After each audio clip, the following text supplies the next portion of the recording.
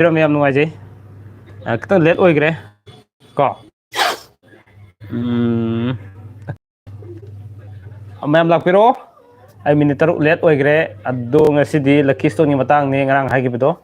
ꯂꯛꯀꯤ stone ꯃꯇꯥꯡꯗ ꯈꯔ ꯅꯩꯅꯁꯦ okay ꯀꯝ ꯑꯣꯟ everyone ꯁꯂꯥꯝ ꯅꯕꯤ ꯌꯥꯝ ꯉꯟꯅ ꯇꯧꯕꯤꯔꯝꯃꯦ ꯌꯥꯝ ꯅꯨꯡꯉꯥꯏꯖꯩ ꯁꯂꯥꯝ ꯅꯕꯤ ꯍꯌꯦꯡ ꯑꯩ ꯈꯣꯡꯖꯣꯝꯗ ꯂꯥꯛꯀꯅꯤ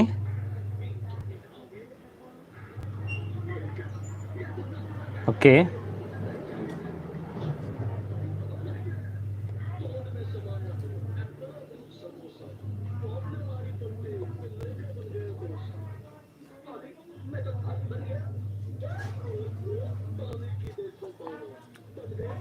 Mahesh Thiyam hi bro okay hi मिनट अनि अहूमतंग येंगे साइड Sufiyan hi bro okay hi okay Robi Thokchom Meitei hi काका ओके हाय तयाई बोन सक्जारबो तमो चारे तमो करी इंसान चारगे आईदी नुमिदानी कांगसोइने कामेंशन में थोंगे सरदार लाइस्राम चंदाए सरदार लाए hi okay hi Sardar welcome back नुंगारी ब्रो ओके नुंगाइजरी सईद सुफान नुंगाइजरी लकी स्टोन से ममांग दे थागत सग्रबने अदो थागत सगिब तारगसो येंगसे अमु येंगमिनसे को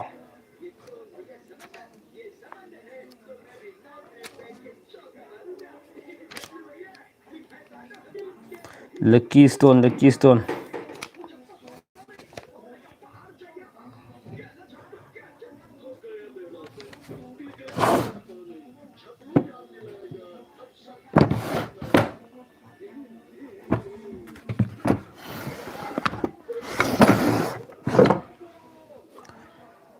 ओके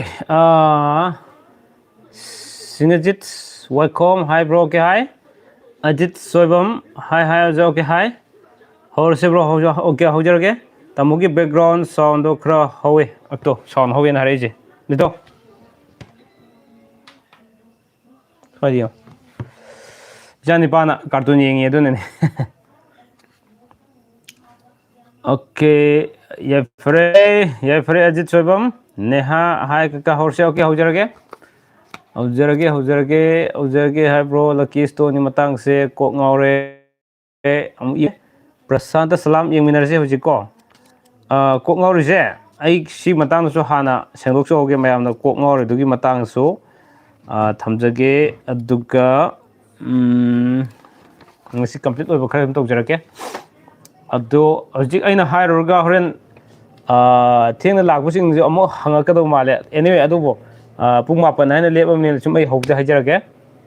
के सामसुंदर सिंह बाजारम के गुड इवनिंग याम ओके गुड इवनिंग सनायाम हौरसे ओके हौरसे तमो ओके हौरसे देन अदि नेहा का हौरसे हेक्ता होगे नेहा राशि मतुंग इन हाइदरो राशि की सुहारनी मपो की सुहारनी एवरीथिंग लोइन हारगे ngasi केन्यागी अमुक्ता हाइबियो ओके लोइन हाइजरके मैम थोय हाय ओके हाय मैम थोय ओके नाउ अहानबदा लकी स्टोन की मतंग से अइना थमजदोइसी मैम सेंगना ताबीको साउंड से हाना चेक तौजोगे सेंगना ताबीरगदि अमुक्तंग हाबिरो अदुगा अइ हौजरके ओके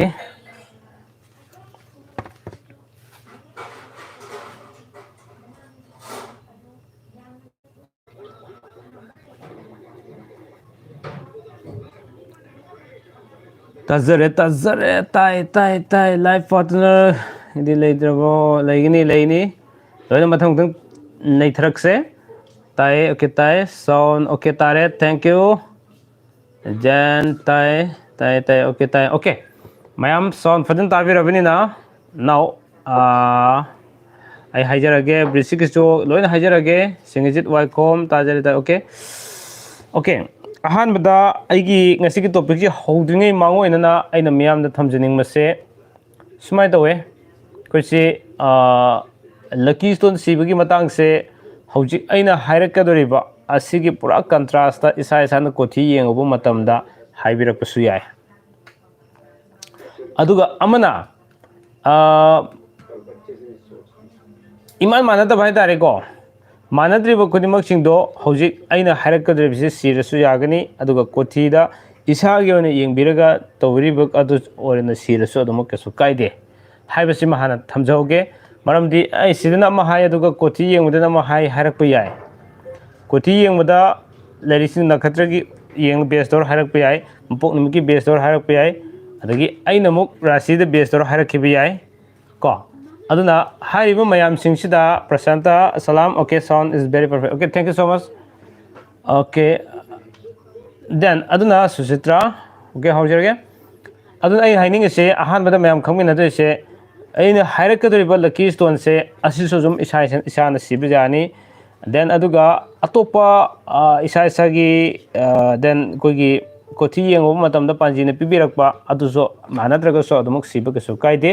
बतबुतबो हारिबा खुदोप सिंगदु सिबका ओ नत्रगा नुंग सिंगदु सिजिनबा कांदा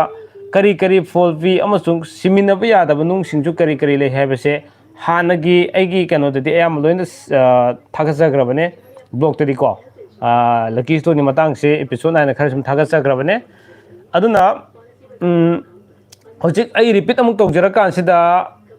कमाय तौगे गन रिव्यू अमुक तौजरा कांसिदा ममांगदा थागसगिबा सिंगदुसो अमुक म्यान मपुंग फाना येंबिगनी खंजै अदुसु येंबिरो अदुगा ngasigi लाइव सेदसु मपुंग फाना येंबिरा कानदि हेना गोई चममनबा लेबा खुदिमक लोइना 90% दी 90% to 100% पूरा कोने हतारे को ओके अदुना अहानबदा आई थमजदुइसे ngasai राशिगी am hangbirakhi राशिगी मतुंग हाना थमजरके राशिगी मतुंग हाना थमजरके थमजद्रिगा ना लो नंग कई हाइने हरमनो हरम लो अदुगु तुमरो हाय हरम लो यार हाय सिमिची यारो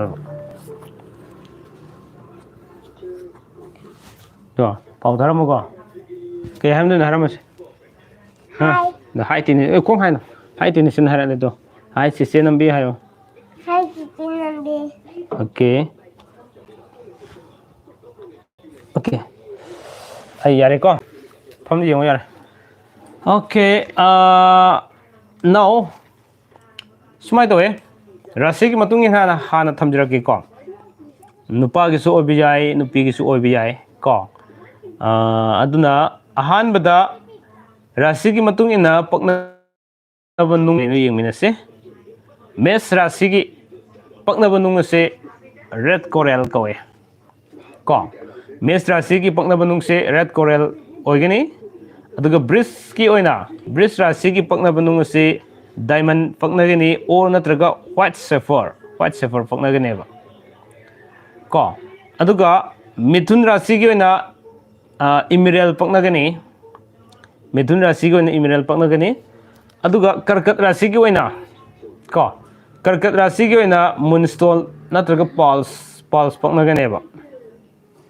मूनस्टोन नत्रगा पाल्स पकनगनी अदुगा सिंह राशि सिना रूबी पकनगनी को रूबी पकनगनी अदुगा कन्या राशि सिना इमरेल नत्रगा गोमेट पकनगनेबा इमरेल नत्रगा गोमेट पकनगनी अदुगा तुला राशि का पकनब नुंग से अखोई डायमंड पकनई और नत्रगा अखोई व्हाइट सेफर सु पकनईबा को डायमंड नत्रगा व्हाइट सेफर पकनई अदुगा अखोई व्हाइट जिरकोल है नमगा ले व्हाइट जिरकोल सु पकनईबा को अदुगा मतंग वृश्चिक से कनानम सांगबिरखिगुम तवे वृश्चिक से पकनब नुंग से रेड कोरल पकनगनी अदुगा धनु की पकनब नुंग से येलो सेफर नत्रगना टोपेस पकनगनी अदुगा मकर राशि की पकनब नुंग से ब्लू सेफर पकनगनेबको ब्लू सेफर हारिबा नुंगसिंग से ममांगे ए ब्लॉग सिंग ददि लोइना मसक ताक्चखरबने अमुहन रिपीट तरो मैम येंबियो अमुता करम नुंगसिंग जे करी नुंगसिंग से करमाय तोगे मचुना करिनो करम मोंगी नुंगो हाइबिन सिंगसिंग जे आई लोइना मैम ताक्चखरे ब्लॉग सेमजखरबने हाना वीडियो सेमजखरबने अमु हगल येंबियो मकर यौग्रे मकर की ब्लू सेफर लेरे देन अदुगा कुंभ की सो ब्लू सेफर पकनगनेबा को अदुगा वृश्चिक की हाइबदु रेड कोरल ने को वृश्चिक की से वृश्चिक की रेड कोरल हाइबने धनु की येलो सेफर और टोपाज हाइबने मकर की ब्लू सेफर हाइबने कुंभ की सो ब्लू सेफर हाइबनेबा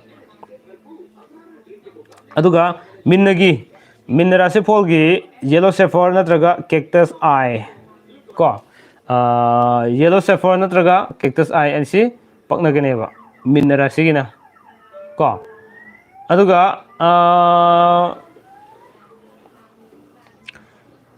सिमाइना राशि की लेखरब मतुंग सिदा मपोक निमित की मतुंग इना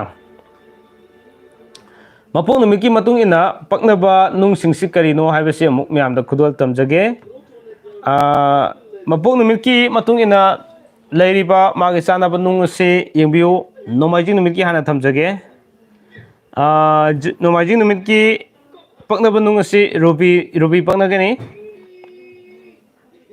अदुगा निंथौकाबा निमित की ना निंथौकाबा निमित सिना मुनस्टोल फॉल्स पकनगनी मुनस्टोल फॉल्स पकनगनेबा अदुगा लेवा पोकपा निमित सिना रेड कोरल पकनगनी लेवा पोकपा निमित पोकपा मिसे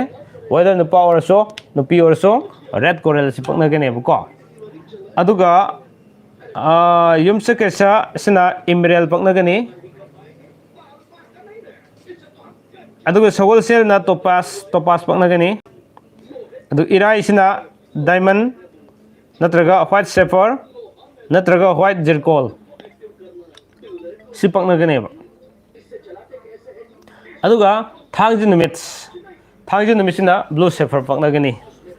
को थांगजि निमिसिना ब्लू सेफर पकनगनी असुमना अखोइना नुंग सिंग असि मपुंग ओइना सिगदबा खुसा सिंगसो करी करी खुसानो हाइबसि ऐ थमजगे अहानबदा रेड कोरल से अखोगी रेड कोरल से काय सीने मतमदा अहान खुसादा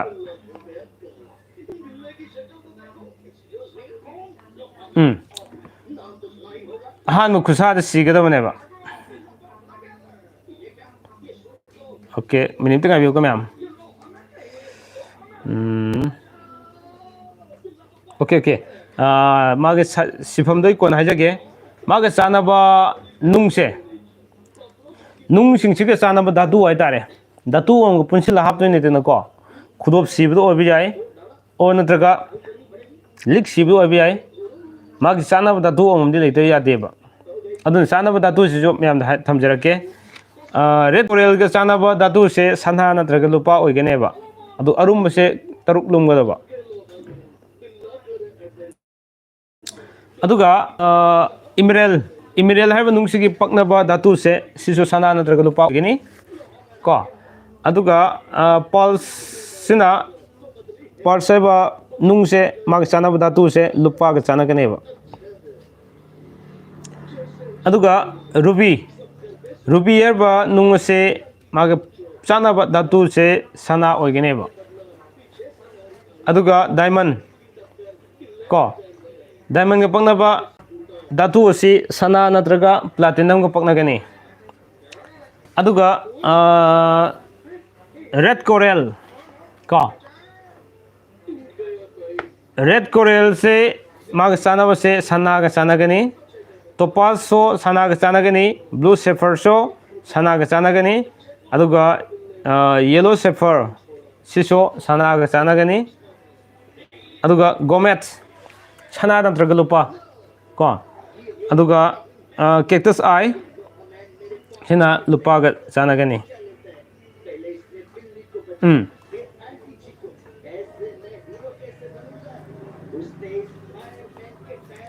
रुपी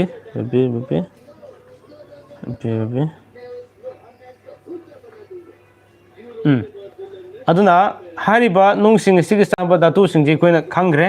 अदुगी मतुंगदा करम खुसा सिंगदा नुंगसिंग से सिगदगे हाबिसु मियाम थमजगे अखोगी नुंग सिगदबसे अहानबदा जेलो सफर याउगी को जेलो सफर से ꯃꯄꯨꯡ ꯑꯣꯏꯅ ꯑꯩꯈꯣꯏꯒꯤ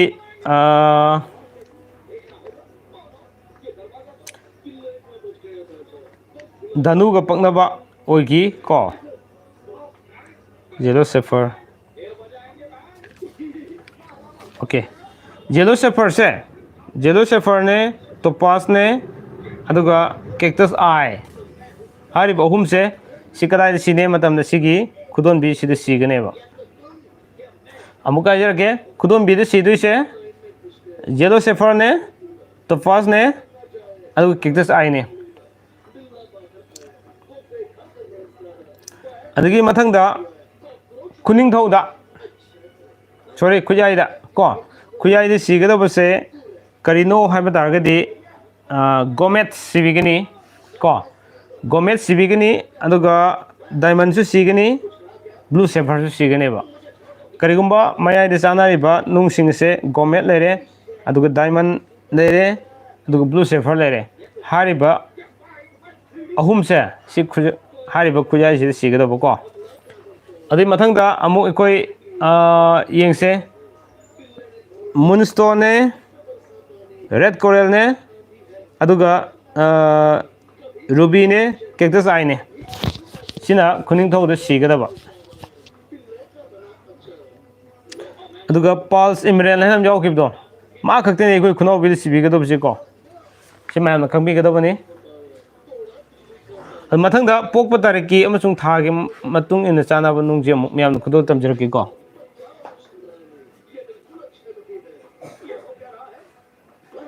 अदो पोकप तारीख अमसुंग में थागी चानाबा नुंग को अदुसो मैम दा खुदो तमजरके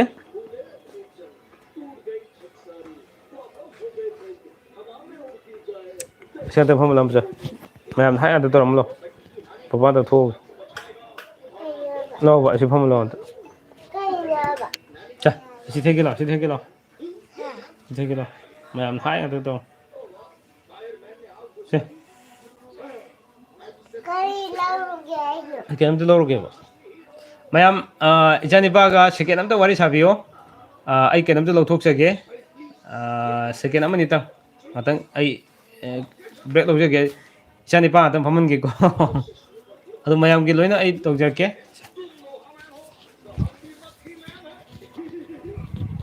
मैम मिनिम तंग आबियो को मिनिम तंग आबियो आई मपादा नंबर 1 खत तौगे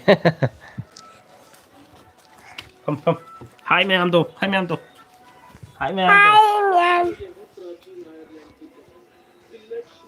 ए कुरो मिनिट हाय मैम सेक्रेटरी हो को hi ma'am anh xem sao chân chân hào cái nữa tum thu rồi papa number 1 da wajat ki aye dum se tumiyang nila kananom dilai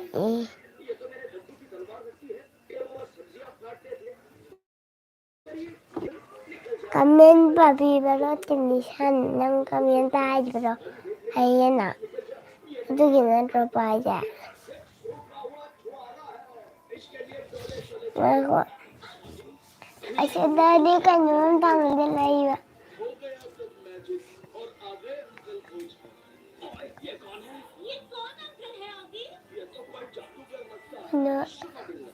noon dila na iba na ako ito मिनसिंगो ये खुबाक mummy लेबै से खुबाक mummy लेबै से ठीक है बा हां ma'am hi है के मैम हाय रे ओके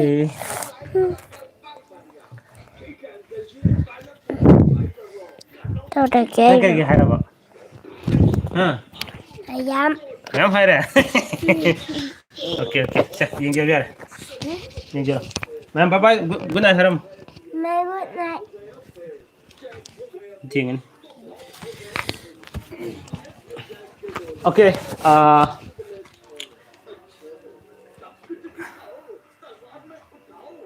ꯀꯩꯒꯤ ꯍꯥꯏꯔꯒꯦ ꯏꯆꯥ ꯅꯤꯄꯥꯅ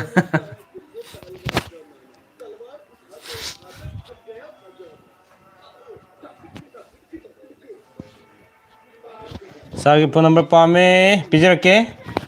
ꯏꯕꯤꯌꯨ ꯍꯥꯏꯔꯛꯀꯦ 700-59-83396 ꯁꯂꯥꯝ ꯅꯝꯕꯤ ꯑꯩꯒꯤ ꯐꯣꯟ ꯅꯝꯕꯔꯗꯣ ꯑꯝꯇ ꯏꯔꯛꯑꯣ ꯃꯌꯥꯝ ꯈꯪꯅꯕ ꯀꯃꯦꯟ ꯉꯥꯛꯇꯪ ꯄꯥꯒꯦꯀꯣ ꯍꯧꯖꯤꯛꯀꯤ ꯄꯣꯛꯄ ꯇꯥꯔꯤꯛꯀꯤ ꯃꯇꯨꯡ ꯏꯟꯅ ꯅꯠꯇ꯭ꯔꯒ ꯄꯣꯛꯄ ꯇꯥꯔꯤꯛ ꯑꯃꯁꯨꯡ ꯊꯥꯒꯤ ꯃꯇꯨꯡ ꯏꯟꯅ ꯆꯥꯅꯕ ꯅꯨꯡꯗꯣ ꯑꯗꯨꯁꯨ ꯍꯥꯏꯖꯔꯛꯀꯦꯕꯀꯣ ꯅꯥꯇꯣꯟꯁꯦ ꯂꯦꯡꯅ ꯌꯥꯝ ꯆꯠꯂꯦ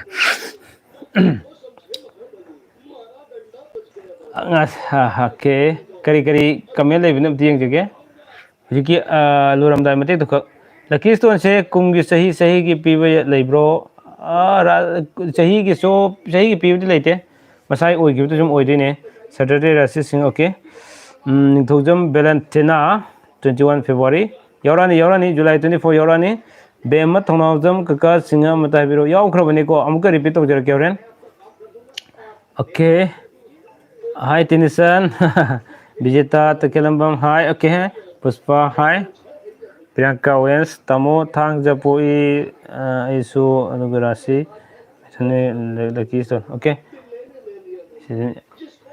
यामना हाइपा साइको टेनिस पुष्पा मंगांग एकबियो ओक्रम अइना फ्राइडे राशिना सिंह अदुगा April 2 then so kids okay prasan salam haiko kay matin sa ge tenesan kay nang isang haramdraba kangsoy haramdraba okay good evening tamo ay khara thengkhre ngasidi kay topic thamge abe kavita sapam lucky stone ne ko basic कमीने गलोंग बयाब्रो okay okay Pushpa मंगा फोबा साक्षारो good night Pushpa मंगा याम हये तिनेसन से Friday राशि न सिंगा सागी phone number पांग के स्मार्ट बॉय सलाम नबीन इबिरे की नंबर को कोरोना नारजा लो नादे सही की पीबा लेब्रो लकी स्टोन से लेते चक चारबो चारे कंसोय ओके कमेंट याम लेरमे आई कोनो पारगे को अदुना नाउ आई मखा समझजरगे ngasaigido हौजिक अखोइना अमुक येंबा यारिसि करिनो हाइबा तारगदि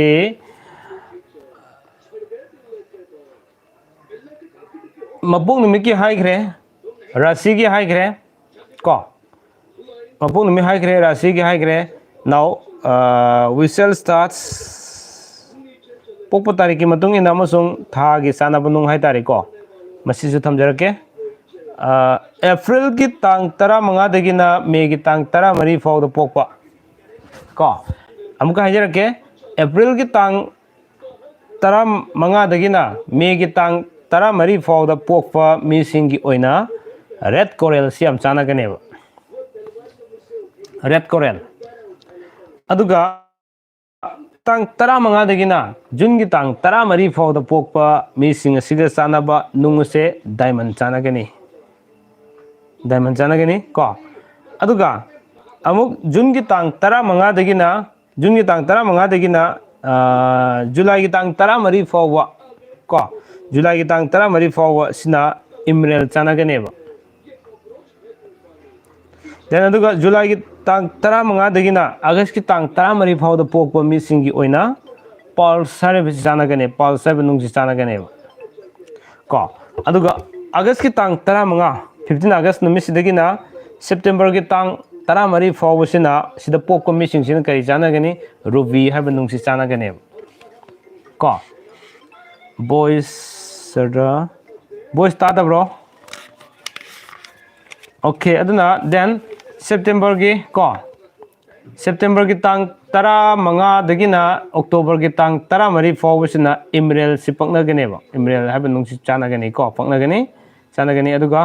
अक्टोबर की तांग 15 दगिना नवंबर की तांग 13 फाउबसिना diamond hariba nung se paknagane mayam ko aduga muk November ki tang 15 dagina December ki tang 13 fawsina red coral ha se paknagane aduga December ki tang 15 dagina January ki tang 13 fawda pokko missing se makugi sanaba nung se yellow sapphire se sanagane ko yellow sapphire se sanagani aduga January ki tang 15 dagina January ki tang 15 dagina February ki tang 13 fawa ko January ki tang 15 dagina February tang 13 fawa pokko missing sina makugi sanaba nung se blue sapphire ogane blue sapphire sanagani aduga February ki tang 15 dagina March ki tang 13 fawa March ki tang 13 fawa pokpa missinga sanaba nung se gomet sanagani ko gomet aduga March ki tang 13 dagina April ki tang March ki tang 15 dagina April ki tang 13 fawa da sanaba nung se sibda pokko missing sanaba nung se cactus eye si sanagani cactus eye se ko amuka haijarke mapung oina hojik lerise rasi ki matung ina sanaba nungam leire ko adigi mapung numiki matung ina sanaba nungam leire numiki leire aduga tarik amasung tha gi matung ina sanaba nung haitare ado sidusu hariba ahum sigi manung sida karamna khwaidagi fari o natraga aisi mapung numiki sanaba amasung rasi ki sanaba amom sige na khanbi tar kan de jidang sai ani siminaba yadaba nung kharasu lakhineba asisu khangminaba tangai phada bai tare matam du thadi ai kari nung sigani aina pamjaba nungdum masana automatically siba tabane aduna ai amka yam thuna repeat tawjage ngasai gi mayam horen aina makha pajarak matamda hena bab tanaba gi dam gani ko hugi mayam light to biro hema light sidi ism to biro yam thuna repeat tawjake rasi ki matung ina pokpa ngakwi gani rasi ki matung ina paknaba nungsing haidare ko paknaba nungsing se ahan bada mesh ki red coral bridge ki diamond or white sapphire then mithun ki imran aduga karkat ki moonstone natraga pearls singha ki ruby kanya ki imran natraga gomets ko tula ki diamond white sapphire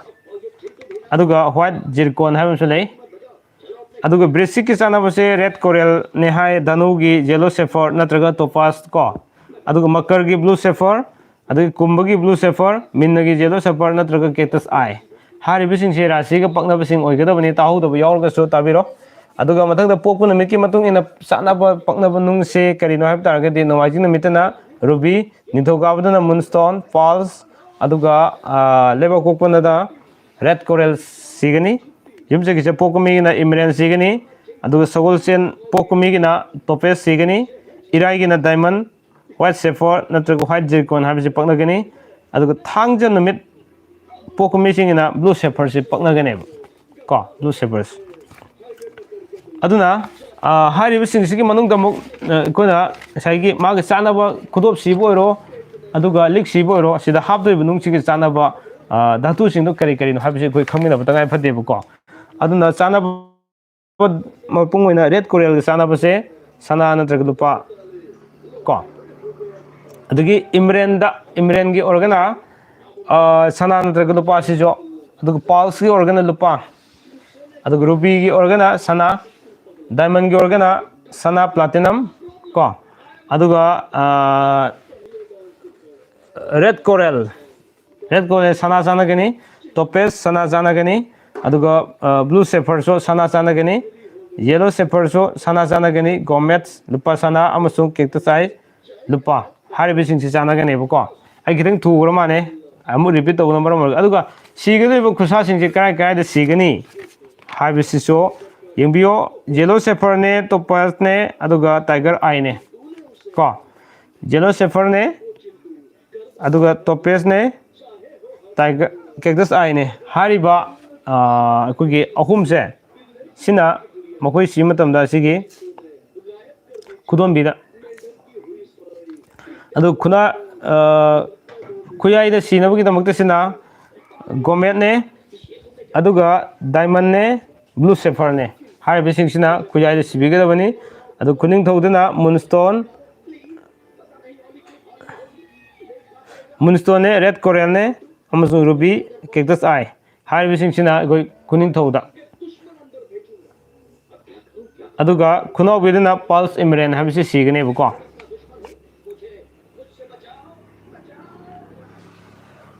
okay now hujik aina lakchadu si kaino hai matamda hariba nung sing sina piriba kana basi kari kari no hujik koi khara makhai di khang matangai phadabra haina khanjai and thoi bi leima 14 January Monday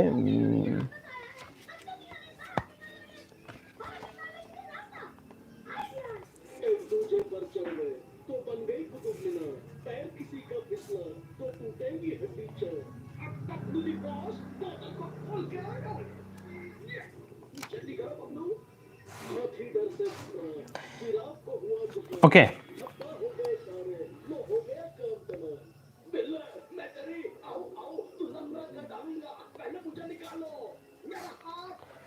now nung sing sigi matang da kitang charak ko khara mun thamjage ai repeat kan di tawjadre aroi bagi do o kare koi gi what to say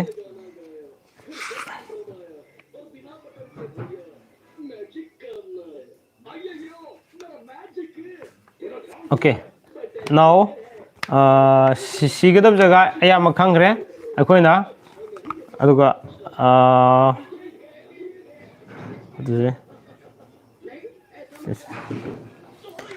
ahanbada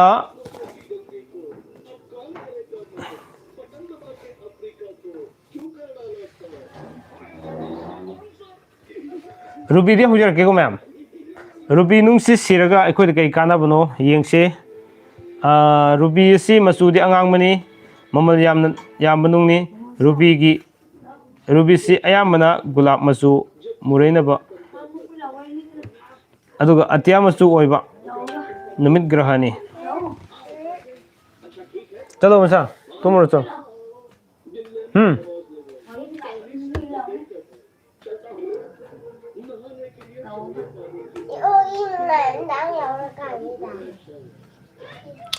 Sini deh bro.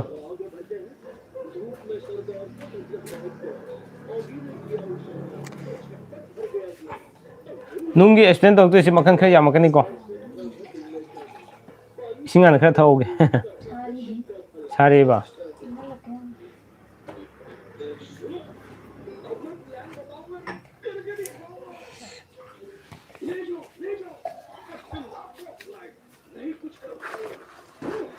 자, 또 물었죠. 아이 피해는 다 하겠죠. 고방 초콜릿.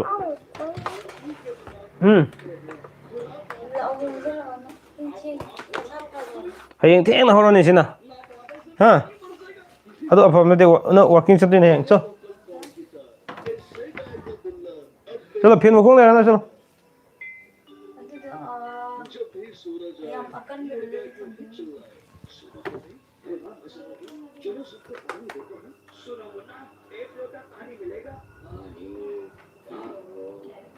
phiền em thay cái đồ này mẹ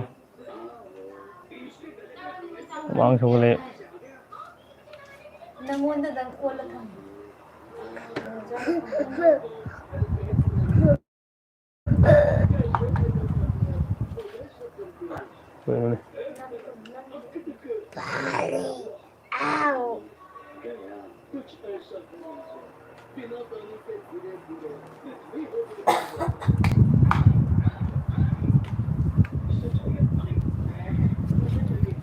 okay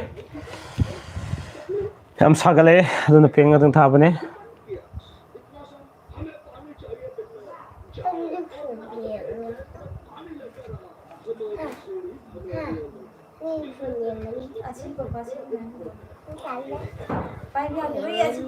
okay yaro okay now yung biro ma'am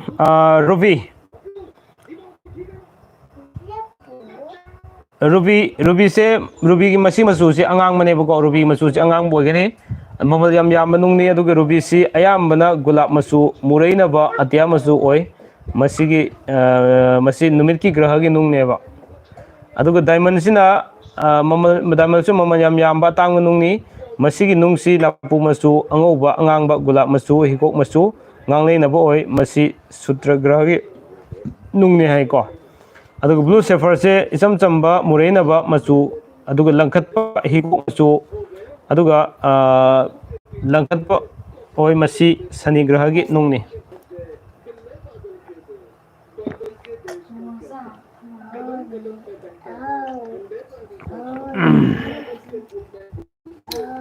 ꯃꯌꯥꯝꯁꯤꯗ ꯀꯃꯦꯟ ꯑꯃ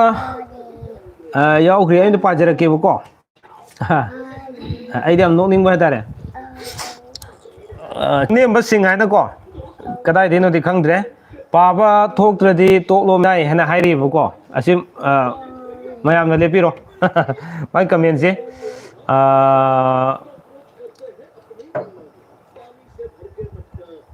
ꯋꯥꯍꯩꯁꯦ ꯌꯥꯝ ꯐꯖꯕ ꯍꯥꯏꯇꯥꯔꯦ ꯇꯥꯕ ꯌꯥꯝ ꯅꯨꯡꯉꯥꯏꯕ ꯍꯥꯏꯇꯥꯔꯦꯀꯣ ꯃꯥꯏ ꯋꯥꯍꯩꯁꯦ ꯑꯗꯣ ꯃꯌꯥꯝꯁꯤ ꯌꯦꯡꯕꯤꯔꯣ ꯇꯥꯕ ꯅꯨꯡꯉꯥꯏꯕ꯭ꯔꯥ ꯍꯥꯏꯅ ꯃꯥꯁꯤ ꯀꯔꯝꯕ ꯃꯤ ꯑꯣꯏꯔꯝꯒꯗꯧ ꯃꯥꯟꯒꯦ ꯑꯗꯣ ꯆꯤꯡꯂꯦꯝꯕꯁꯤꯡ ꯀꯧꯋꯦ ꯃꯥꯁꯦ ꯈꯔ ꯃꯄꯥꯟ ꯊꯣꯛꯄ ꯃꯤ ꯑꯣꯏꯕ ꯌꯥꯅꯦꯕꯀꯣ ꯑꯗꯨꯅꯦ ꯑꯗꯨꯒ ꯂꯥꯏꯔꯤꯛ ꯂꯥꯏꯁꯨ ꯌꯥꯝ ꯍꯩꯔꯝꯒꯗꯧꯕꯁꯨ ꯃꯥꯜꯂꯦ ꯃꯥꯁꯦ ꯃꯥꯅ ꯏꯔꯤꯕ ꯋꯥꯍꯩꯁꯦ ꯌꯥꯝ ꯄꯥꯕ ꯊꯣꯛꯇ꯭ꯔꯗꯤ ꯇꯣꯛꯂꯣ ꯃꯤꯅꯥꯏ ꯍꯥꯏꯕꯅꯦꯕꯀꯣ ꯅꯍꯥꯟꯗꯩ ꯑꯩꯅ ꯄꯥꯔꯛꯏ ꯃꯌꯥꯝꯁꯦ ꯃꯥ ꯌꯦꯡꯉꯝꯗ꯭ꯔꯕ ꯃꯥꯜꯂꯦ ꯑꯗꯣ ꯑꯩꯗꯤ ꯌꯥꯝ ꯀꯟꯅ ꯊꯤꯅꯗꯤ ꯆꯩꯅꯤꯡꯗꯦ ꯍꯥꯏꯗꯤ ꯃꯥꯒꯨꯝꯕ ꯑꯃ ꯁꯕꯁꯀ꯭ꯔꯥꯏꯞ ꯇꯧꯗ꯭ꯔꯗꯤ ꯀꯩꯁꯨ ꯅꯠꯇꯦꯕ ꯁꯕꯁꯀ꯭ꯔꯥꯏꯞ ꯇꯧꯕꯁꯨ ꯍꯩꯔꯝꯒꯗꯧꯕ ꯃꯤ ꯃꯥꯟꯗꯦ ꯑꯗꯨꯒ ꯌꯥꯝ ꯐꯩ ꯅꯪꯅ ꯁꯨꯃꯥꯏꯅ ꯍꯥꯏꯕꯤꯔꯛꯄꯁꯨ ꯌꯥꯝ ꯐꯩ ꯍꯥꯏꯇꯥꯔꯦꯀꯣ ꯑꯗꯣ ꯑꯩ ꯄꯥꯕ ꯊꯣꯛꯅꯕ ꯇꯧꯖꯒꯦ ꯆꯤꯡꯂꯦꯝꯕ ꯑꯩꯅ ꯃꯤꯅꯥꯏ ꯑꯣꯏꯔꯕꯅꯤꯅ ꯅꯪ ꯃꯍꯥꯖꯣꯟ ꯑꯣꯏꯔꯝꯃꯅꯤ ꯀꯣ ꯆꯤꯡꯂꯦꯝꯕ ꯍꯥꯏꯐꯦꯠ ꯎꯍꯧꯕ ꯍꯥꯏꯇꯥꯔꯦ ꯅꯪꯒꯤ ꯀꯃꯦꯟꯁꯦ ꯌꯥꯝ ꯐꯖꯩꯌꯦ ꯑꯗꯨꯒ ꯃꯐꯝ ꯃꯇꯝ ꯈꯨꯗꯤꯡꯃꯛꯇꯁꯨ ꯑꯗꯨꯃꯥꯏꯅ ꯈꯔ ꯏꯌꯣ ꯅꯪ ꯃꯤ ꯑꯣꯏꯅꯤ ꯅꯪ ꯃꯤ ꯑꯣꯏꯅꯤ ꯆꯤꯡꯂꯦꯝꯕꯀꯣ ꯑꯩ ꯑꯃꯨꯛꯀꯁꯨ ꯍꯥꯏꯕꯤꯒꯦ ꯅꯪꯒꯤ ꯀꯃꯦꯟꯁꯦ ꯄꯥꯕ ꯊꯣꯛꯇ꯭ꯔꯗꯤ ꯇꯣꯛꯂꯣ ꯃꯤꯅꯥꯏ ꯍꯥꯏꯕ ꯋꯥꯍꯩꯁꯦ ꯌꯥꯝ ꯐꯩ ꯅꯪ ꯌꯥꯝ ꯂꯥꯏꯔꯤꯛ ꯌꯥꯝ ꯍꯩꯔꯝꯒꯗꯕ ꯃꯤ ꯃꯥꯜꯂꯤ ꯀꯣ ꯑꯗꯨꯒ ꯅꯪ ꯌꯥꯝ ꯐꯕ ꯃꯤ ꯑꯣꯏꯔꯝꯒꯅꯤ ꯑꯩ ꯈꯪꯉꯦ ꯑꯗꯨꯒ ꯏꯃꯥ ꯕꯕꯥꯅ ꯌꯥꯝ ꯍꯥꯏꯕ ꯏꯟꯕ ꯃꯤ ꯑꯣꯏꯔꯝꯒꯅꯤꯅ ꯈꯜꯂꯦ ꯅꯪꯁꯦ ꯑꯗꯨꯅ ꯅꯪ ꯁꯣꯏꯗꯅ ꯃꯤ ꯑꯣꯏꯒꯅꯤ ꯈꯪꯉꯦ ꯑꯩ ꯅꯪꯒꯤ ꯏꯔꯤꯕ ꯋꯥꯍꯩꯁꯤꯅꯀꯣ ꯁꯤ ꯅꯪꯅ ꯏꯔꯤꯕ ꯀꯃꯦꯟꯁꯦ ꯄꯥꯕ꯭ꯂꯤꯛꯅ ꯂꯣꯏꯅ ꯎꯔꯤꯕꯅꯦꯕ ꯍꯧꯖꯤꯛꯁꯤꯀꯣ ꯑꯗꯨꯐꯥꯎꯗꯤ ꯅꯪ ꯈꯪꯉꯝꯒꯗꯧ ꯃꯥꯜꯂꯦ ꯈꯪꯉꯝꯗ꯭ꯔꯒꯁꯨ ꯈꯪꯉꯝꯒꯗꯧ ꯃꯥꯜꯂꯦꯅ ꯑꯩ ꯁꯨꯝ ꯍꯥꯏꯕꯤꯔꯒꯦꯕꯀோ ꯑꯣꯀꯦ ꯑꯩ ꯅꯪꯉꯣꯟꯗ ꯀꯃꯦꯟ ꯅꯪꯒꯤ ꯀꯃꯦꯟꯁꯤꯅ ꯇꯣꯄꯤꯛ ꯑꯃ ꯑꯣꯏꯕꯗꯣ ꯑꯩ ꯄꯥꯝꯗꯦ ꯑꯥꯏꯗꯣꯂꯥꯏꯠꯁ ꯀꯣ ꯑꯥꯏꯗꯣꯂꯥꯏꯠꯁ ꯑꯣꯀꯦ ꯑꯗ ꯅꯪ ꯃꯌꯥꯝ ꯂꯩꯔꯤꯕ ꯀꯃꯦꯟꯁꯤ ꯄꯥꯗ ꯅꯪ ꯄꯥꯗꯣꯔꯦꯕ ꯐꯖꯕ ꯄꯣꯖꯤꯇꯤভ ꯃꯌꯥꯝꯁꯦ ꯑꯦꯅꯤꯋꯦ ꯆꯤꯡꯂꯦꯝꯕ ꯀꯅꯥꯅꯣ ꯊꯤꯕꯤꯔꯣ ꯃꯌꯥꯝ ꯑꯗꯨꯒ ꯃꯌꯥꯝꯅ ꯑꯄꯥꯝ ꯑꯄꯥꯝꯕ ꯍꯥꯏꯕꯤꯔꯣ ꯗꯦꯟ ꯑꯗꯒꯤ ꯕ꯭ꯂꯨ ꯁꯦꯐꯔ ꯃꯁꯤ ꯏꯆꯝ ꯆꯝꯅ ꯃꯨꯔꯩꯅꯕ ꯃꯆꯨꯗ ꯂꯪꯈꯠꯄ ꯍꯤꯒꯣꯛ ꯃꯆꯨꯗ ꯂꯪꯈꯠꯄ ꯑꯣꯏ ꯃꯁꯤ ꯁꯅꯤ ꯒ꯭ꯔꯍꯒꯤ ꯅꯨꯡꯅꯤ ꯍꯥꯏ ꯑꯗꯨꯒ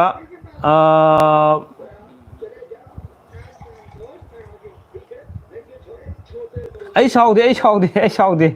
ꯃꯌꯥꯝꯅ ꯌꯦꯡꯕ ꯅꯨꯡꯉꯥꯏꯔꯝꯃꯣꯏꯗ꯭ꯔꯥ ꯍꯥꯏꯅ ꯁꯨꯝ ꯑꯩ ꯍꯥꯏꯖꯕꯅꯤꯗ ꯋꯥꯉꯥꯡꯅ ꯂꯝꯆꯠ ꯇꯥꯛꯏ ꯍꯥꯏꯕꯗꯨꯅꯤ ꯁꯥꯎꯕꯤꯅꯨ ꯑꯣꯀꯦ ꯑꯩ ꯁꯥꯎꯗꯦꯗ ꯃꯇꯝ ꯈꯨꯗꯤꯡꯃꯛꯇ ꯑꯩꯉꯣꯟꯗ ꯑꯁꯥꯎꯕ ꯂꯩꯇꯦ ꯃꯌꯥꯝꯁꯨ ꯑꯁꯥꯎꯕ ꯂꯩꯕꯤꯅꯣ ꯑꯣꯜꯋꯦꯁ ꯇꯥꯏꯝ ꯕꯤ ꯄꯣꯖꯤꯇꯤꯚ ꯑꯩꯅ ꯍꯥꯏꯔꯤꯁꯤꯗꯤ ꯃꯥꯅ ꯁꯣꯏꯔꯝꯕ ꯂꯩꯔꯁꯨ ꯑꯩꯅ ꯁꯣꯏꯔꯝꯕ ꯂꯩꯔꯁꯨ ꯆꯨꯝꯊꯣꯛꯅꯁꯦ ꯍꯥꯏꯕ ꯈꯛꯀꯤꯅꯤ ꯑꯦꯅꯤꯋꯦ ꯅꯥꯎ ꯃꯥꯅ ꯑꯩꯕꯨ ꯐꯍꯟꯅꯤꯡꯕ ꯍꯥꯏꯔꯛꯄꯅꯦꯗ ꯑꯗꯨꯅꯤ ꯗꯦꯟ ꯑꯗꯒꯤ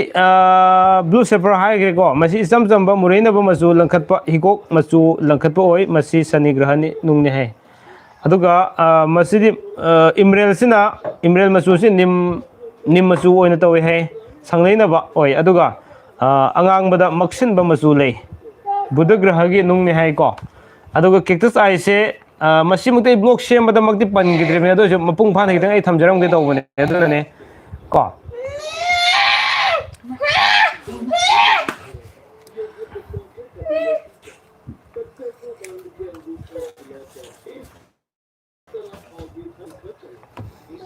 ꯑꯗꯨꯒ ꯀꯩꯗꯧꯔꯒꯦ ꯀꯦꯛꯇꯁ ꯑꯥꯏ ꯃꯁꯤ ꯅꯥꯄꯨ ꯃꯆꯨꯅꯤ ꯍꯥꯏ ꯃꯨꯔꯩꯅꯕ ꯂꯪꯈꯠꯄ ꯑꯣꯏ ꯅꯨꯡ ꯑꯁꯤꯒꯤ ꯃꯅꯨꯡꯗ ꯑꯉꯥꯟꯕ ꯃꯔꯝ ꯑꯃ ꯎꯒꯅꯤ ꯃꯁꯤꯅ ꯅꯨꯡꯗꯨ ꯂꯩꯊꯣꯛꯄ ꯃꯇꯝꯗ ꯂꯦꯡꯕ ꯎꯒꯅꯤ ꯃꯁꯤ ꯁꯨꯗ꯭ꯔꯃꯅꯤ ꯍꯥꯏꯅ ꯈꯪꯅꯩ ꯑꯗꯨꯒ ꯑꯁꯤꯒ ꯍꯥꯏꯖꯒꯦ ꯀꯣꯔꯦꯜꯁꯤ ꯑꯉꯥꯡꯕ ꯑꯃꯗꯤ ꯍꯥꯏꯔꯞ ꯉꯥꯡꯕ ꯃꯆꯨ ꯐꯪꯒꯅꯤ ꯑꯉꯧꯕ ꯀꯣꯔꯦꯜꯁꯨ ꯐꯪꯉꯤ ꯀꯣꯔꯦꯜꯁꯤ ꯑꯉꯧꯕꯁꯨ ꯂꯩꯀꯣ aduga masi mangal graha gi nung ni hai aduga koi then pulse se mukta du ni ko pulse se masi masu si makhal yam yami ma gi din apu masu da langkhat paduna lan piba oigani aduga angang ba masu na gyan loksing piba aduga angoba na maming chatpa pigani aduga higok masu sina laibak phaba graha oigani phattaba punamak ngakthoi amubu masu amadi gulab masu fangi masi chandra graha ni ko aduga then yellow sapphire masi napu masu da sengphatna langkhatpa ko aduga higok masu da langkhatpa oi higok masu duna blue sapphire kowi da aduga brishapati graha gi nungni aduga gomet sina masi masu yami gomesu masu yami hai ko higok masu asangba masu napu masu wauthang naba fangi aduga masi rahu graha ni nungni aduga masi topasina masu hairap sana masu hairap mangane ba topasina ko aduga masi yellow sapphire gi mahutta siba yai aduga brishapati gi graha gi nungni hai aduga hariba nung singsigi magun singsi kari kari lei hai to mu yengmina si ko masini kwai khangma darkar lei si koina matak to panjakri ba aina panjakri ba nung singse ngisai gi ko chana ba nung sing khar lei gre kodam moina rasi gi matung ina chana ba lei gre adagi numit ki matung ina pokku numit ki matung ina chana ba lei gre aduga makha ta moi khoi gi kayani what to say pokpa tarik amasung tha gi matung ina chana ba nung su lei gre ba ko do hari ba nung sing si dai koina nung si makhan makhan si ge na hai ba tar ga di simi hari ba sing si nung si punba yada ba simi na ba yada ba nung su khara lei ri ha tare se suppose ai rasi ga pakna ba mapok numit ge pakna ba nung si da amom lei ren khana se ani simi na ba yaram da ba tar ga di adu di amakhak si ga da bane ba ko sumaina lei aduna yeng si ba lei ri ba nung sing se ahan ma da ai keno thamjage diamond se thamjage ba hana ko diamond gi keno se hana pajarake diamond se masi mamal yamna yamba nung ne ba aduga masi makhal yam yamgani adubo khwaidagi phabadi masu leite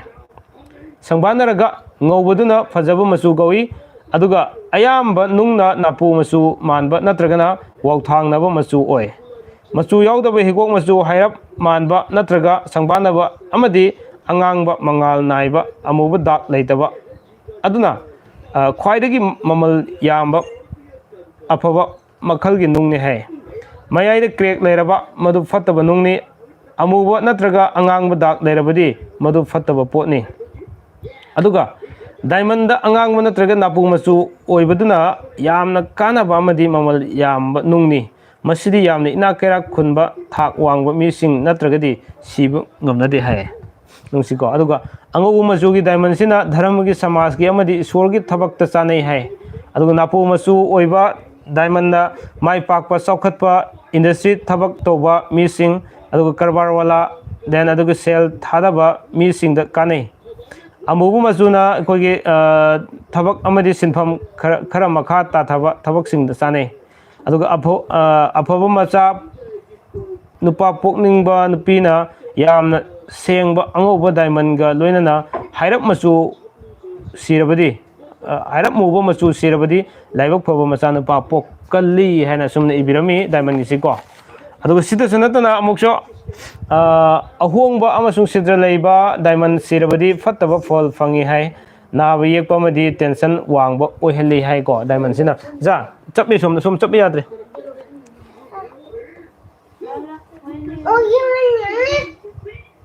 tumna thieng pung dara tare cho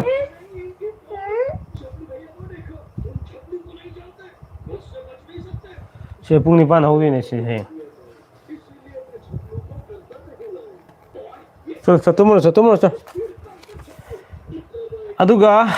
haiba diamond se raniti toba amadi karbar toba mi singna siragana political leader amadi leibak ngakpa ngamba mi oheli hai amadi mai khali adu karbar toba singna siraga lan yamba mina ikai kumna maduga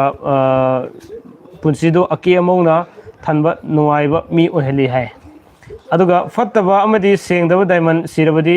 yamna mang takpa oi angobu diamond ithat macha yaurabadi lan thum nungaiba mangi sengdaba diamond sibana pung santi lehendaba leina tinana thanba waba oheli hai aduga diamond सीबना पुंसी सांगबा लन तुम चौखटप पुंसीदा ओहली मसी सीबना मचासिंगी नुंगाइबा लौसिंग लेबा को अदुगा मिंचत उरोंग खिनबा अमदी लाइबक फबा मी ओहली अनाबा fun शक्ति यामना लेबा मसीना kidney अमदी अंगांग ओइनबा कया सिंग फली अमदी मीगी फत्तबा मियेंग वखल फत्तबा मांगहली नुपी सिंगना सिरबदी मसा पाना नोहिंदना लेहली को अदुगा डायमंड सिरबदी बुत प्रेतगी अकीबा लेरोय डायमंड असेंगबदी नुंगदांग अममबदा ngali मसी सिबना कामगी इरांग यामना लाहली हक्चांग यामना फगदहली अदुगा डायमंड गे पुन सिमिनबा यादबा नुंग साइ मतांग सिनि को मुन इकोन खमिन दुजे अदु आई मागी कानाबसिंग से याम सांग सांगना दे हाइजरोगे सिमिनबा यादबा गुम सिंग जे खरा जम पलागे तारे को डायमंड गे पुन सिमिनबा यादबा से सपोज ngisai कोई राशि की मतुंग इना मसुंग निमिकी मतुंग इना एग्जांपल पिजर केबको से खुदम होइना राशि की मतुंग इना डायमंड दो ngisai डायमंड दा लेबदो डायमंड सिगदम ने लेबसे ब्रिज हाइरसेबको ब्रिज हाइरसे खुदम होइना ब्रिज से डायमंड सिगदम ने हाइरेबा अदुगा मपोक निमितसो अमा हाइरसेबको कुगी रेड कोरल हाइरसेबा रेड कोरल से लेबक कोको निमिता लेबक कोको निमिता पोक मी से अमुक एकोई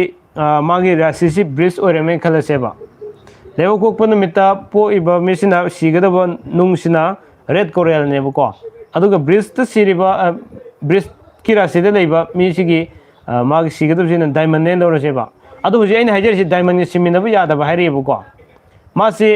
लेबक कोको निमित पोइन खलसे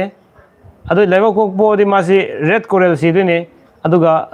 राशि द मु यंगा राशि की फनबा डायमंड सिरगे खलबा सोमददी डायमंड गा रेड कोरल से सिमिनबा यादे ने यौरक तारगदी अनि सि यारोइदुरिबा अदु तारगदी मपोक निमित सिरगना मपोक निमित खकी अदुगा राशि सिरन राशि की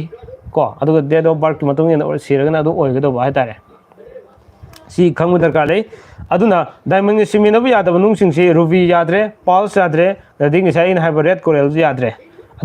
अदुगा जेलो सेफर से याद्रे हारिबि सिंगसि सिमिनबा यादेबा अदु मसी सूत्र ग्रह की नुंगनि खुयाइ द सिगदबनि हाइरि को अदुगा यंगसे मथंग दे इमरेल के लोकसगे इमरेल हाइब नुंगसे असेंबा इमरेल दि यामना कुंगना संजिनबा हाइतारे अदुगा नापी दौना संगबा ओय मिंगसेल दौना लंगबदुना फजना उई अदुगा मसी ममल यामना तांगबा नुंगने नुंगी अति लोइन ममन तांगनी को अदुगा मिंगसेल दौना यारे कुप्थाबा दाग मफम द लेबा मचेत मचेत काइबा अदु मचु अनि सुबा लंगदबा अमुबा नत्रगा नापु मचु की दाग लेबा लेफम मानदबा नुंगदी सिरिबा मी दुदा असो अपन नंगली नुंगाइदबा ममा मपारोम द अवा अना फंगली है अदुगा हारिबसे करिगुंबा कोइना सिबा लस खनाव लई अदुगी ब्रेन फगदहली अदुगी कोहली निंगसिंगबगी पांगल वाटपा अदुगा लई लोंबा अदुगा खंथबा ngangbada nupi macha pokpada karbar tawba mi लाइरिक इबा प्रिंटर लाइरिक फोंबा साइंस की खुचु खुलाई की योनबा कांगबुल सिंगना इमरेल सिरबदी यामना कानाबा फंगी है अदुगा अनाबा यामबा सखाउनाबा अदुगा असिनबा काबा नुंसित काबा एसिड हेनबा हेपेटाइटिस सखाउनाबा असिना सिंगबा नाबसी यामना फली है अदुगा इमरेल सिबना बुदि लौसिंग थौना हेंगनहली को अदुगा करबार मांगदबदगी कली लन थुम यामना फंगली लेन सिकपदगी सुंगाथोई फतबा मिहु लहुल अमदी मीगी फतबा यंगचिनबा कोअली अदुगा अंगा अफबा फंगली अमदी मिटनाबा फली मसी एनर्जी लेबा अमदी सारै होबा मीना सिबा यादे को अदुना मरुओइना मसी हॉस्पिटल गा मरी लेनबा हिदाक लांगथकी इंडस्ट्री तौबा सरेंग इबा फैक्टरी अमदी रिसर्च मियांग की थबक करबार मकोक थबक त हैसिंगबा मकोक अदु हिदाक लांगथक मी लेनबगी खुलाई अदुगा lump ओनबगी खुलाई Hiram अयामबदा my पाकली haiku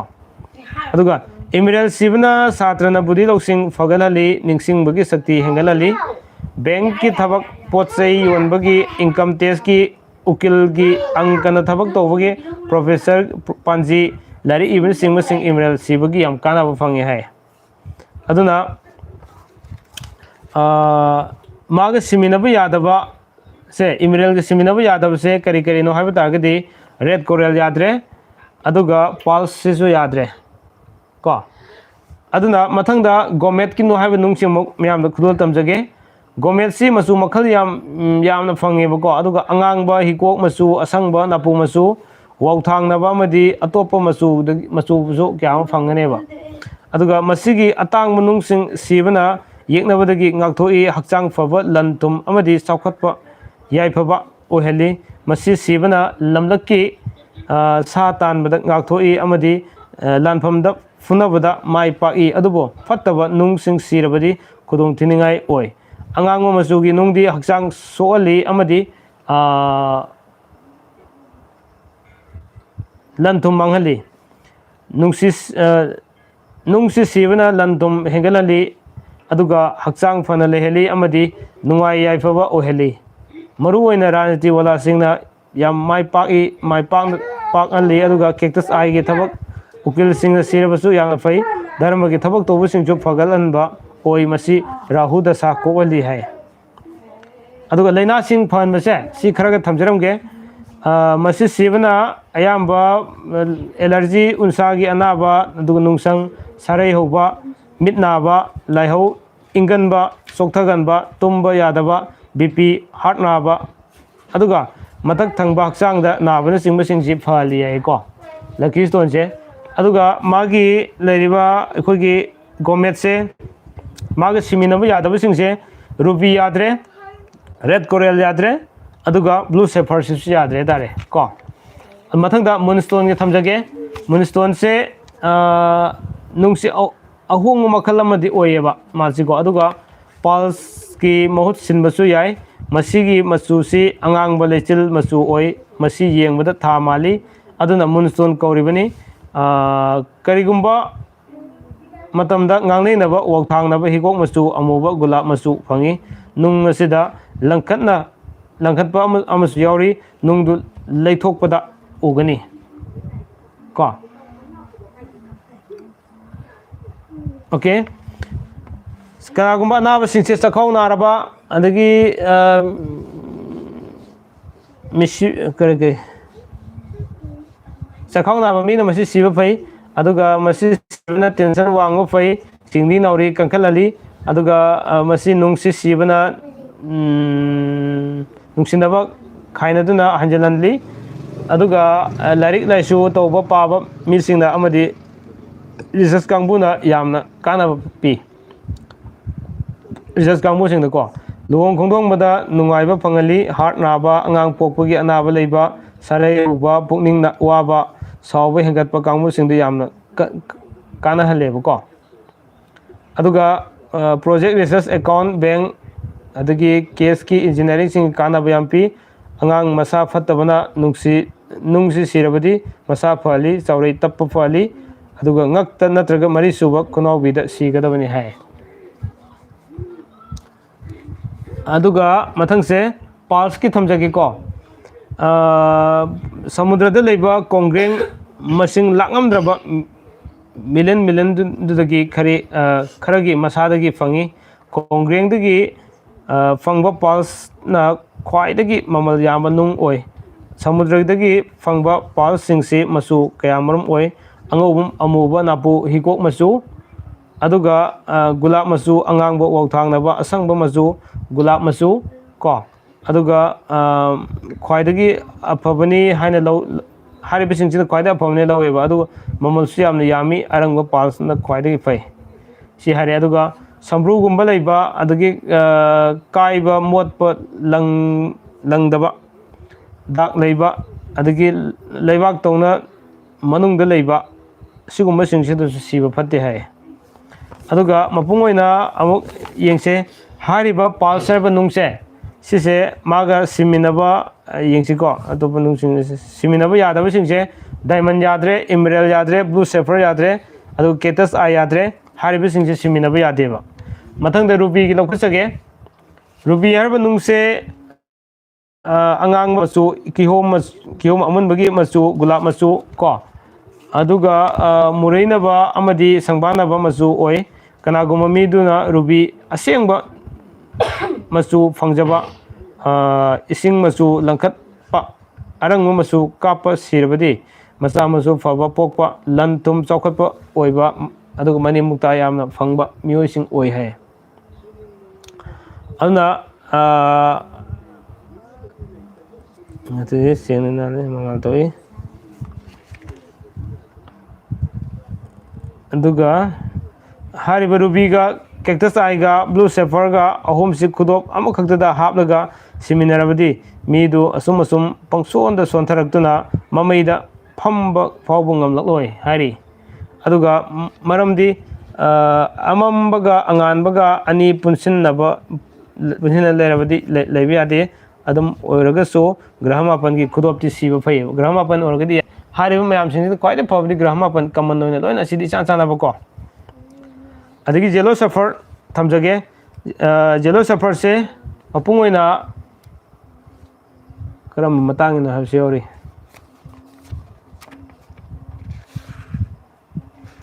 ai sigi si loina paro ge yam yame ko adu keno doina comment sum nei na rase ngsaigi ma question yam lairi bako kaina kanda mamang da yahodab su yaro male ngsaigi rasi gi matung ina thamiba adagi pokpu numik ki matung ina thamiba adi date of birth ki matung ina thamiba kano singje magi sana ba nung singje si koina khanbira kan sida zum sibiro habi se ma thamjage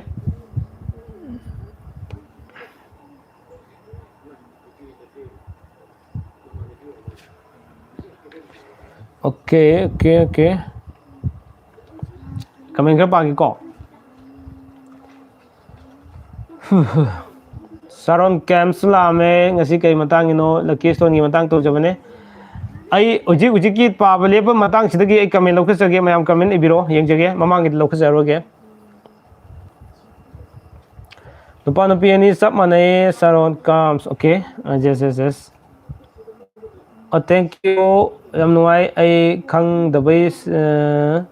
salam nambi na harapai. Okay, yare sume.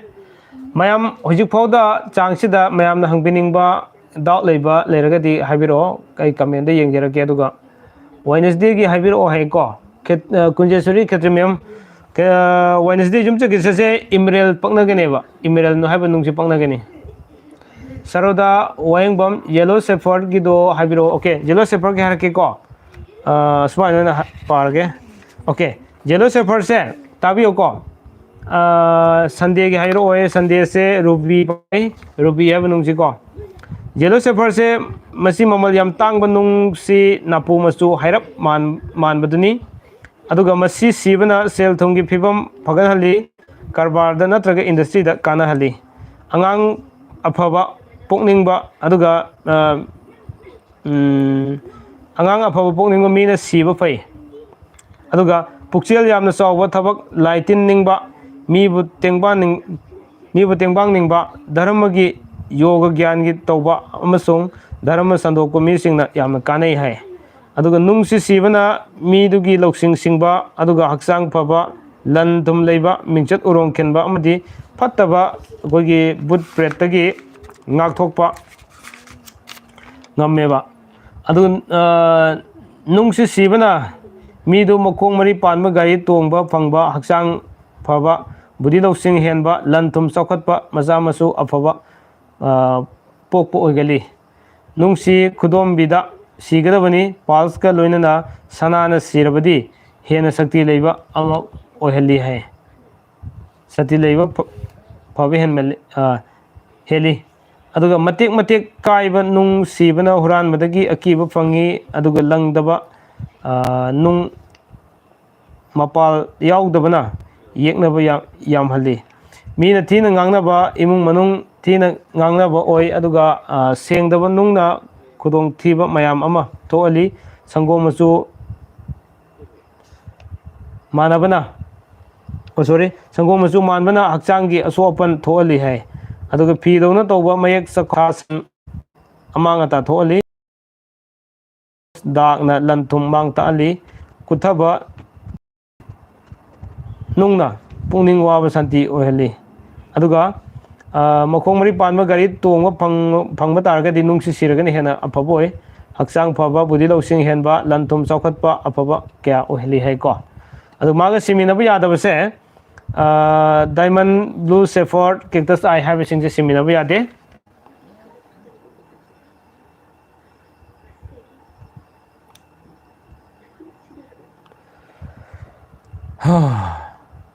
ꯁꯦꯂꯔ ꯁꯦꯐꯣꯔ ꯍꯥꯏꯒꯦ okay 1994 ꯇꯨꯂꯥ ꯔꯥꯁꯤ ꯃꯟꯗꯦ ꯇꯨꯂꯥ ꯔꯥꯁꯤ ꯃꯟꯗꯦꯁꯦ ꯃꯟꯗꯦꯁꯦ ꯃꯨꯟꯁꯇꯣꯟ ꯅꯠꯇ꯭ꯔꯒ ꯄꯥꯜꯁ ꯆꯥꯅꯩꯌꯦꯕꯀꯣ ꯑꯗꯨꯒ ꯇꯨꯂꯥ ꯔꯥꯁꯤꯁꯤ ꯑꯃꯨꯛ diamond ꯅꯠꯇ꯭ꯔꯒ white ꯁꯦꯐꯣꯔ ꯆꯥꯅꯒꯗꯕ okay काय होखरे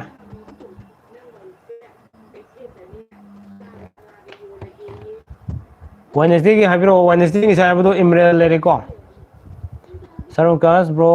Sunday की हारो ओके संडे की रेड कोरल सॉरी रूबी ले अदुगा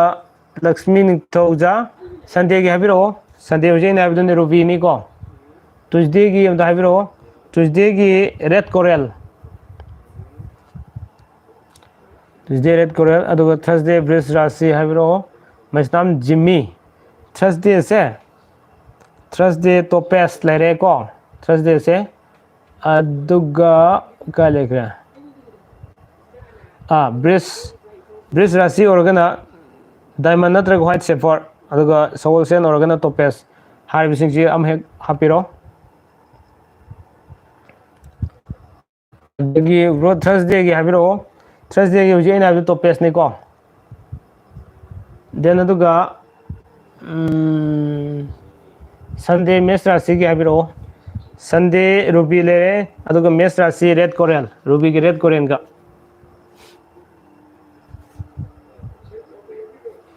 अदगे गयोग्रा ट्यूसडे एंड थर्सडे क्वेश्चन जी मफुंग फान तो इबिरो संडे की हेरो संडे की रूबी ने पुंसीबा थोई थोई तकलम संडे का हाबिरो संडे हुजे ना हाबिदो ने रूबी ने को अदुगा गयोग्रा ऋषिकांत ट्यूसडे हाबिरो है ट्यूसडे रेड कोरल को अदुगा व्हाट टू से ट्यूसडे रेड कोरल ने 23 मे 1989 हरी 23 मे से होजिकी मेगी डायमंड ओइगदबा अदुगा कमेंट सिदी यामले हे यामे सो मेनी कमेंट लोइंग अमरो सिदी लसन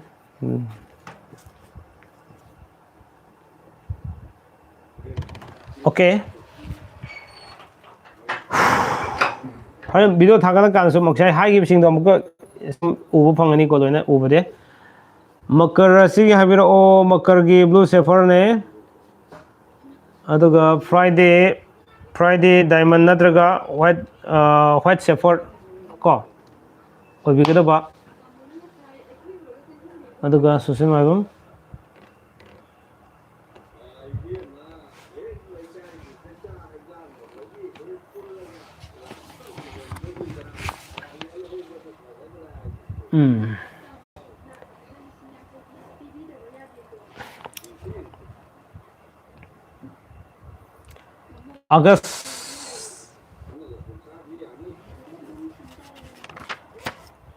अगस्त और पाल्स अगस्त और पाल्स को वेडनेसडे कुंभ अप्रैल हरी वेडनेसडे और इमरेल औरनी को अदुगा करेगा कुंभ ब्लू सेफर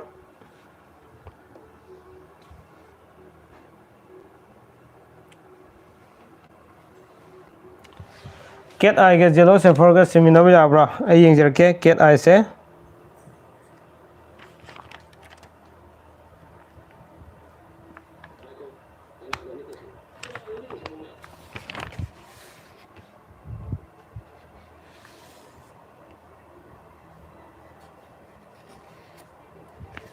ओके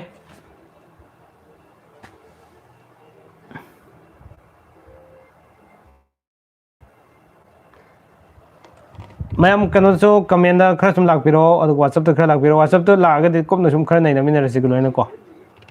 ओके थीबद हेक क्वेश्चन मखर यावेबा ओके अदुदी मैम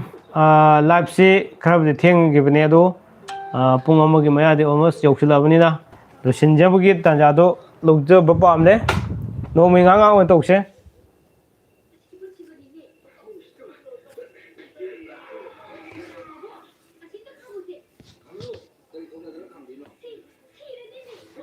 अदुदी मैम ngasi लोइसिलसे को पुंग तरा तारे अदुनने अवादबसिंग मथंग मुंग नैनरसी लोइना को हयेंगी ब्लॉग से कई सेमसिगेना थमगी ब्लॉग दो नुबीसिंगी मोंग मतोगी थमजे ब्लॉग तो मैम येंबिरमनी येंदब यावरम तारफ येंबिरो मैम आई नंबर दो 700598396 हारिब नंबर से सिदा डाउट ले कनोसिंदो हेना एको चममनबगी वारीदो आदि हेना बाप तामिना नब तौनसेबको खनमिनरगा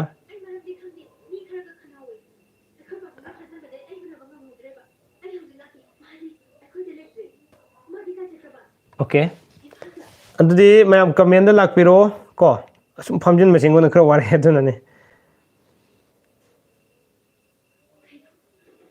कमेंट तौरसे व्हाट्सएप सुम को व्हाट्सएप मथंग मथंग लोना हारस ओके गुड नाइट मैम